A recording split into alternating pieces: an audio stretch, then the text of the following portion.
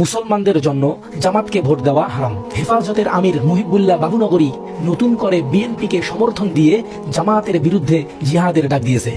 আসলে মানুষের বাস্তবিক কর্মকাণ্ড প্রাকৃতিকভাবেই তার মুখমণ্ডলে প্রকাশ পায়।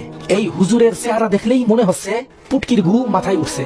আসলে এদের মতো মোল্লারাই ইসলামের ঐক্য নষ্ট করার জন্য দায়ী।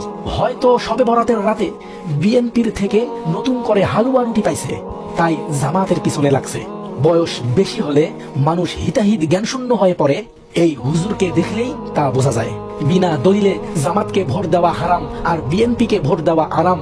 চোখের সামনে হেফাজতের এমন অধপতন দেখে খুব কষ্ট হচ্ছে। মুহিবুল্লাহ বাবুনগরী ও তার অনুসারী, সরমনায়ের পীর ও তার মুরিদ এরা নির্বাচন করে ইসলামকে ঠেকাতে, যেন কোনো ইসলামী দল ক্ষমতার ধারের কাছেও যেতে না পারে।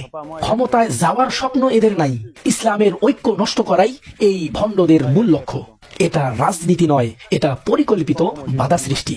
তবে মনে রাখবেন, ইতিহাস কাউকে ক্ষমা করে না, জনগণও করবে না ইনশাল্লাহ।